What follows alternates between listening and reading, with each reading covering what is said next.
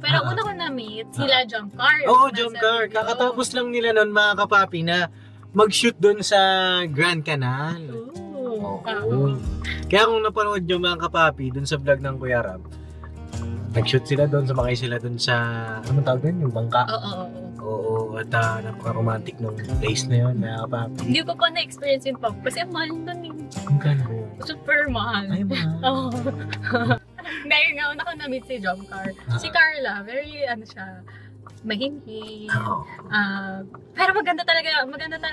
Layo na kasi ng, from afar pa lang, kita mo na artistahin si Carla. Very, ano siya, very soft-spoken, demure, ganyan. So, parang shy type siya. Gano'n. Sabi ni Carla sa akin, di ba kung kinamayan ko siya? Hello po! Ang cute niya mga kapapi. Talagang tama yung sinabi ni Elica na mahinhin niya ako. Yes.